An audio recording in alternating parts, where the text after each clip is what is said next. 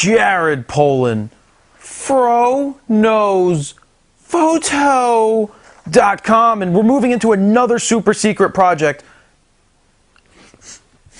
I wanted to do a sniff test of the kitty, but I guess he doesn't want it.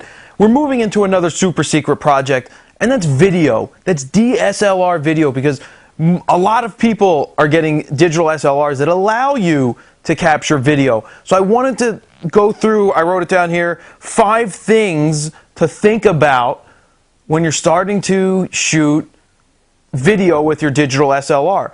One thing to think about is what memory cards to use, what speed cards. There's different classes. If you're using an SD card, say in the D5100, and you're doing, I'll tell you what I used in there. I used a class 10 card. It's a Lexar 32 gig class 10 card. I bought it at B&H. I know that Allen's carries Lexar as well. I've used the class 6 cards in the D7000, and that's shooting 1080, 24 frames a second. So I've used that class 6 card to capture that, and it's worked well. I haven't dropped frames or lost frames or had any issues with any of that using a class 6 card. So you want a card that is class 6 or higher, and that's because those cards are designed to accept more file sizes or more data quicker, so it can process it quicker. Plus, it will transfer it to the computer much quicker. The second thing I wrote down here is audio. Before you go and shoot your video, are you going to use the audio that the camera captured? Are you going to use audio from something like an H1 recorder that's separate? Are you going to use a microphone, a lavalier like I'm using? Or are you going to dub audio over it later, like use a song and cut the video clips to the song? You have to think of that, because the built-in audio in the camera usually isn't going to be that good. Nikon just put out a microphone. I know that Canon has some microphones. Kitty! Psst. Man, Kitty's nuts right now. But anyway, so audio is very important when it comes to video. If you're doing an interview, you're going to want to invest in some wireless, or they don't even need to be wireless microphones. They could just be regular microphones that plug into the camera through the audio input. They could be like $30 or $40 somewhere. Just get something to make that audio better, because audio is a major part in capturing video. Because if it doesn't sound good, it may look good, but if it doesn't sound good, you're no good on that. Focus.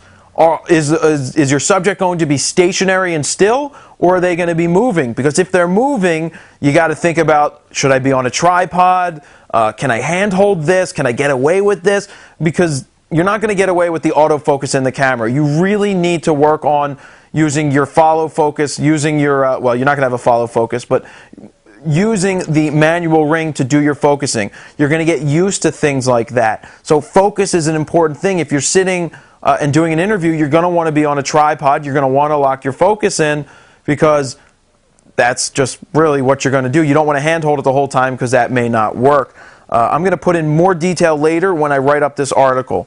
Editing. How are you going to edit it? If you're on a Mac, you could use iMovie because it's free, or you could get something like Final Cut, which is more intensive. On a PC, you could look into getting any of the programs that they're like $40, $50, $60, up to $99. You can get some video editing programs to start editing your video. So you have to think, how am I going to edit this? Am I using a PC? Am I using a Mac? All of those things are going to play a part in it, because the bigger the files are in these 1080s, the 1080 video, it's going to start taking up a lot of hard drive space and a lot of RAM, which brings us into storage. So let's see, a 20-minute video that I shot yesterday from the D7000 is 2.8 gigabytes. So as you take a lot of video, you're going to have to worry about how are you going to store the raw footage. You don't really want to delete the raw footage when you're done with it, because you may need to come back to it later to do another edit. So how are you going to store your files? You need more external hard drives. You need to do more backups. It's like we do with photos. We back it up. So you're going to need to back it up, do a lot more backing up with your video if you're going to shoot video. So those are 5 quick things that I think you should think about when just starting out doing video with your digital SLR.